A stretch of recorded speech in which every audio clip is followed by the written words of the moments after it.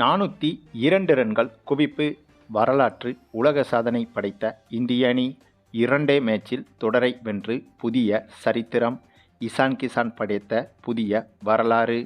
அதாவது இந்தியா மற்றும் ஆப்கானிஸ்தான் அணிகளுக்கு எதிரான 3 ஒருநாள் போட்டிகள் கொண்ட தொடர் தற்போது நடைபெற்று வருகிறது.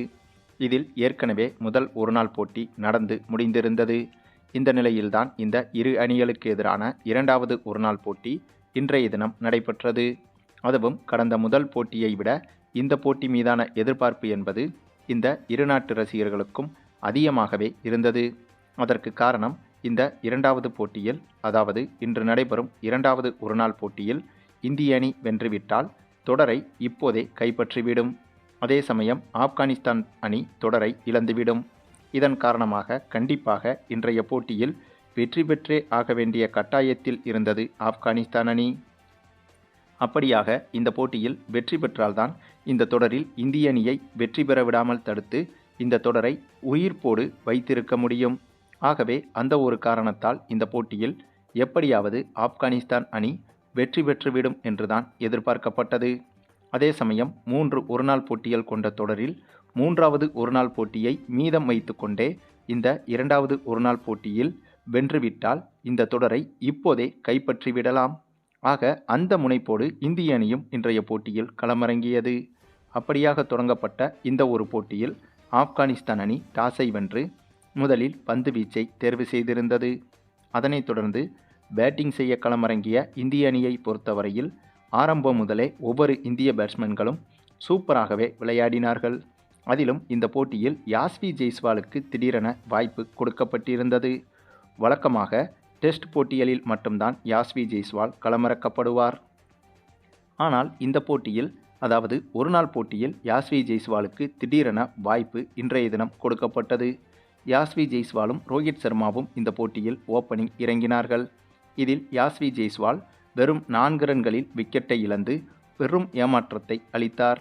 அதே சமயம் மற்றொரு ஓப்பனரான நம்முடைய ஹிட்மேன் ரோஹித் சர்மா சூப்பராக செம்மத்தனமான அதிரடியில் விளையாடி 48 ரன்கள் வரை எடுத்து அரை சதம் எடுப்பதற்குள்ளாகவே இவரது விக்கெட்டை இழந்தார். ஆனாலும் இவரது அதிரடி என்பது இந்திய அணிக்கு முக்கியமான அடித்தளமாக மாறியது. இவருக்கு பிறகு சுப்மன் கில்லும் இசான் கிசானும் சேர்ந்து வரலாறு காணாத அளவுக்கு வரலாற்று பார்ட்னர்ஷிப் ஒன்றை உருவாக்கினார்கள். அவங்க இந்த இருவரும் ஜோடி சேர்ந்து ஆப்கானிஸ்தான் பவுலர்களின் பந்து வீச்சை நாலாபுறமும் சிதறடித்தனர். ஒரு பக்கம் இசான் கிசான் வழக்கமான அதிரடியில் பின்னி பெடலெடுக்க, இவருக்கு போட்டியாக சுப்மன் கில்லும் எனக்கும் அதிரடியாக விளையாடத் தெரியும் என்று காட்டுவது போல சுப்மன் கில்லும் இந்த போட்டியில் ஸ்பெஷலான அதிரடியை காட்டியிருந்தார். அதுவும் இந்த 2 பேட்ஸ்மேன்களும் போட்டி போட்டுக்கொண்டு பவுண்டரி சிக்சர்களை மாறி மாறி அடித்து வெளுத்தெடுத்தனர். இதனால் ஒரு கட்டத்தில் ஆப்கானிஸ்தான் பவுலர்கள் என்ன செய்வதென்று தெரியாமல் குழம்பியதையும் நம்மால் பார்க்க முடிந்தது. பின்னர் ஒரு கட்டத்தில் கொடூரத்தனமான அதிரடியில் விளையாடி வந்த இசான் கிசான் 125 ரன்கள் எடுத்திருந்த போது இவரது விக்கெட்டை இழந்திருந்தார். அதுவும் வெறும் 79 பந்துகளை எதிர்கொண்டு 7 சிக்சர்கள் 14 பவுண்டரிகள் என விளாசி மொத்தமாக 125 ரன்கள் வரை எடுத்திருந்தார். இவரை தொடர்ந்து அடுத்ததாக சுப்மன் கில்லும் இவரது விக்கெட்டை இழந்தார். அதாவது 154 ரன்கள் வரை எடுத்துவிட்டுதான் சுப்மன் கில்லும் இவரது விக்கெட்டை இழந்திருக்கிறார். 110 பந்துகளை எதிர்கொண்டு அதில் 22 பவுண்டரிகள் மற்றும் 2 சிக்சர்கள் என விளாசி மொத்தமாக 154 ரன்கள் வரை எடுத்திருந்தார் சுப்மன் கில். ஆக இந்த இருவரின் அதிரடியே கிட்டத்தட்ட இந்திய அணியை வெற்றிக்கான கரைக்கு கொண்டு போய் சேர்த்துவிட்டது என்றுதான் சொல்ல வேண்டும். அதன் பிறகு ஸ்ரேயஸ் ஐயரும் வாஷிங்டன் சுந்தரும் கடைசி நேர அதிரடியை வெளிப்படுத்தி இவர்களும் தேவையான ரன்களை எடுத்து கொடுக்க, இதனால் இந்திய அணி இந்த போட்டியில் மொத்தமாக 402 ரன்கள் வரை குவித்துவிட்டது. அதுவும் இந்த போட்டி நடைபெற்ற லக்னோ மைதானத்தை எடுத்துக்கொண்டால் இந்த மைதானத்தில் இவ்வளவு பெரிய இலக்கு என்பது இன்னும் மிகப்பெரிய இலக்காக பார்க்கப்பட்டது. பின்னர் இந்திய அணி நிர்ணயித்த 402 ரன்கள் என்ற இலக்கை நோக்கி களமிறங்கிய ஆப்கானிஸ்தான் அணியை பொறுத்தவரையில் ஆப்கானிஸ்தான் அணியும் ஆரம்பத்தில் சூப்பராகவே விளையாடினார்கள்.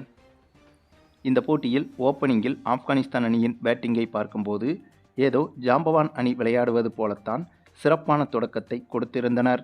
கிட்டத்தட்ட முதல் 10 ஓவர்கள் வரை விக்கெட் ஏதுமின்றி 70 ரன்களை கடந்துவிட்டது ஆப்கானிஸ்தான் அணி. அந்தளவுக்கு இந்த போட்டியில் எப்படியாவது வெற்றி பெற்றே ஆக வேண்டிய வெறி என்பது ஆப்கானிஸ்தான் அணியின் பேட்டிங்கில் நன்றாகவே தெரிந்தது. ஆனாலும் கூட இலக்கு என்பது அதிகமாக இருந்ததாலும், அதே சமயம் எதிரில் விளையாடுவது இந்தியா போன்ற ஜாம்பவான் அணி என்பதாலும் இந்த போட்டியில் ஆப்கானிஸ்தான் அணி எவ்வளவோ போராடியும் இறுதியாக தோல்வியை தழுவியது. அதாவது இந்த போட்டியில் இந்திய அணி வெற்றி பெற்றது. அதுவும் 3 ஒருநாள் போட்டிகள் கொண்ட தொடரில் இன்னும் ஒரு போட்டி மீதம் இருக்கும் போதே 2 போட்டிகள் முடிவடைந்த நிலையில் அந்த 2 போட்டிகளிலும் வெற்றி பெற்று இப்போதே இந்த ஒருநாள் தொடரை இந்திய அணி கைப்பற்றிவிட்டது. ஆக மொத்தம் இதற்கு முன்பு நடைபெற்ற ஒரே ஒரு டெஸ்ட் போட்டியிலும் ஆப்கானிஸ்தான் அணியை வீழ்த்தி இந்திய அணி அந்த ஒரு டெஸ்ட் தொடரை கைப்பற்றியிருந்தது. இப்போது 3 ஒருநாள் போட்டிகள் கொண்ட இந்த தொடரிலும் முதல் 2 போட்டிகளில் வெற்றி பெற்று ஒருநாள் தொடரையும் இப்போதே கைப்பற்றிவிட்டது. ஆக ஆப்கானிஸ்தான் அணியை இந்திய அணி இந்த தொடரில் மொத்தமாக வாஷ் அவுட் செய்துவிட்டது என்றுதான் சொல்ல வேண்டும். அதேபோல இன்றைய தினத்தில் இன்னொரு சம்பவத்தையும் நம்முடைய இந்திய அணி செய்திருக்கிறது. அதாவது இந்தியா ஆப்கானிஸ்தான் அணிகளுக்கு எதிரான இந்த 3 ஒருநாள் போட்டிகள் கொண்ட தொடர் நடந்து வரும் இதே நேரத்தில் இந்திய ஜூனியர் அணியான திலக் வர்மா தலைமையிலான மற்றொரு இந்திய ஜூனியர் அணி முத்தரப்பு ஒருநாள் போட்டியில் விளையாடி வருகிறது. இந்த அணியில் ருத்ராஜ் கெய்க்வாட், திலக் வர்மா, சூரியவன்சி உள்ளிட்டவர்கள் பங்கு பெற்றுள்ளனர். ஆகவே இந்த தொடர் மீதும் இந்திய ரசிகர்கள் அனைவரும் அதிக கவனத்தை வைத்திருக்கின்றனர். ஆக இந்த தொடரின் முக்கியமான போட்டியும் இன்றைய நாளில்தான் நடைபெற்றது. ஆமாங்க, இன்றைய நாளில் இந்திய ஏ அணியும் ஆப்கானிஸ்தான் ஏ அணியும் மோதியது. இந்த போட்டியில் வெற்றி பெறும் அணிதான் இலங்கை அணியுடன் இந்த முத்தரப்பு கிரிக்கெட் தொடரின் இறுதிப் போட்டியில் பங்கு பெறும். ஆகவே அந்தளவுக்கு மிக மிக முக்கியத்துவம் வாய்ந்த இந்த ஒரு போட்டியில் இன்றைய தினம் முதலில் பேட்டிங் செய்ய களமிறங்கிய இந்திய அணியை பொறுத்தவரையில் பிரையான்ஸ் ஆர்யா, வைபவ் சூரியவன்சி, ருத்ராஜ் கெய்க்வாட், திலக் வர்மா, குமார் குசாரா என்ற அனைத்து இந்திய பேட்ஸ்மேன்களும் சூப்பராக விளையாடி இந்த ஜூனியர் இந்திய அணியும் இந்த போட்டியில் மிரட்டியிருந்தது. 50 ஓவர்கள் முடிவில் 319 ரன்கள் வரை இந்திய ஏ அணி எடுத்திருந்தது. இந்த போட்டியில் சூரியவன்சி மிகப்பெரிய ரன் குவிப்பை செய்யவில்லை என்றாலும் வெறும் 28 பந்தில் 2 சிக்சர்கள் 4 பவுண்டரிகள் என அடித்து 38 ரன்கள் வரை குவித்து கொடுத்தார். அதே சமயம் இந்த போட்டியில் அதிகபட்சமாக இந்திய ஏ அணியின் கேப்டன் திலக் வர்மா 59 ரன்கள் வரை எடுத்திருந்தார். பின்னர் 320 ரன்கள் எடுத்தால் வெற்றி என்ற இலக்கோடு களமிறங்கிய ஆப்கானிஸ்தான் ஏ அணியை பொறுத்தவரையில் ஆரம்பம் முதலே வெற்றிக்காக கடுமையாக போராடியது. ஆனாலும் கூட ஒரு கட்டத்தில் 37 ஓவர்களிலேயே 10 விக்கெட்டுகளையும் வீழ்த்தி 218 ரன்களிலேயே ஆப்கானிஸ்தான் அணியை சுருட்டிவிட்டது இந்திய அணி. இதன் காரணமாக இந்த முத்தரப்பு ஒருநாள் தொடரில் இலங்கை அணியை இறுதிப் போட்டியில் இந்திய அணிதான் எதிர்கொள்ளப் போகிறது. ஆக இன்றைய ஒரே நாளில் ஒரு பக்கம் இந்திய சீனியர் அணி சீனியர் ஆப்கானிஸ்தான் அணியை வீழ்த்தியிருக்கிறது. அதேபோல மறுபுறம் இந்திய ஜூனியர் அணி ஜூனியர் ஆப்கானிஸ்தான் அணியை வீழ்த்தியிருக்கிறது. இன்றைய ஒரே நாளில் இந்திய ரசிகர்களுக்கு இந்த வெற்றிகள் டபுள் ட்ரீட்டாக அமைந்துவிட்டது என்றுதான் சொல்ல வேண்டும். தற்போது இருக்கும் இந்திய கிரிக்கெட் அணி ஜூனியர் அணியாக இருந்தாலும் சீனியர் அணியாக இருந்தாலும் எதிரணிகளை பந்தாடி வருகிறது என்பதற்கு இன்றைய இத்தகைய போட்டிகளே உதாரணம். சரி, நீங்கள் சொல்லுங்கள், இன்று நடைபெற்ற இந்திய சீனியர் அணிகளுக்கான போட்டியை பற்றியும் ஜூனியர் அணிகளுக்கான போட்டியை பற்றியும் உங்களுடைய கருத்துக்களையும் கமெண்டில் தெரிவிங்க. மேலும் இந்த வீடியோ பிடிச்சிருந்தால் லைக் பண்ணுங்கள், மற்ற அனைவருக்கும் ஷேர் பண்ணுங்கள், மறக்காமல் நம்ம சேனலை சப்ஸ்கிரைப் பண்ணுங்கள்.